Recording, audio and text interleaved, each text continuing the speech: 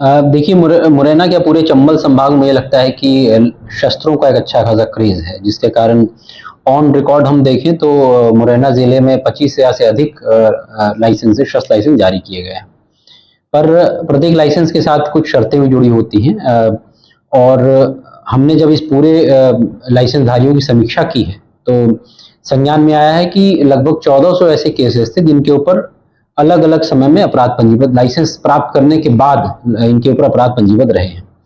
इन 1400 लोगों की पुनः एक बार हमने सीसीटीएनएस और आईसीजीएस सॉफ्टवेयर्स के माध्यम से उनके खिलाफ जो अपराध पंजीबद्ध थे, उनकी अद्यतन स्थिति प्राप्त की और 411 ऐसे केसेस थे जो हमने फाइनली कलेक्टर साहब के पास इनके शस्त्र लाइसेंस की निलंबन की अनुशंसा के साथ भेजे थे।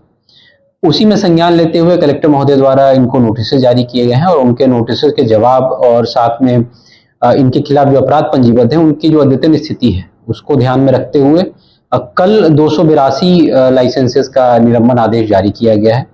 साथ में इन सभी लाइसेंस धारियों को ये भी निर्देशित किया गया है कि तत्काल अपने लाइसेंस के अगेंस्ट जो इन्होंने वेपन्स लिए हैं वो संबंधित थानों में तत्काल जमा करवाएंगे।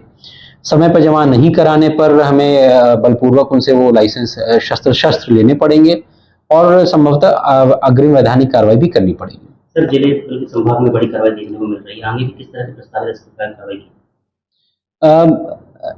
इस कार्रवाई से तो मतलब मैं एक्सपेक्ट करता हूँ कि लाइसेंसधारी वेपन से जो का जो दुरुपयोग हो रहा है, उससे जो क्राइम्स घटित हो रहे हैं, उसमें कुछ न कुछ डिटरेंस कुछ अंकुश लगेगा।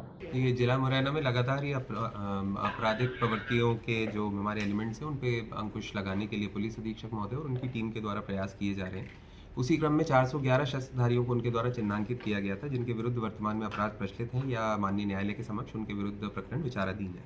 इन सभी को कार्यालय के द्वारा नियमानुसार कारण बताओ नोटिस जारी किए गए थे और जिन लोगों के जवाब समाधान कारक नहीं प्राप्त हुए ऐसे 282 लोगों के शस्त्र को वर्तमान में निलंबित किया गया। सर, ऐसे लोग निर्धारित प्रक्रिया अनुसार यदि वो समय सीमा में अपने शस्त्र जमा नहीं करते हैं तो जो शस्त्र अधिनियम है उसके प्रावधानों के अंतर्गत आगामी कार्रवाई उन लोगों की विभिन्न अपराधों के अंतर्गत थे, विभिन्न अधिनियम के अंतर्गत इसमें IPC, arms act, essential commodities act, विभिन्न एक्ट्स के उल्लंघन के ये लोग आरोपी हैं। अलग अलग धाराओं में इनके विरुद्ध में एफआईआर पंजीबद्ध थी और प्रकरण माननीय न्यायालय के समक्ष पेश किया। जितना ही प्रस्ताव प्राप्त हुआ था उसके अनुरूप कार्रवाई की जा चुकी है।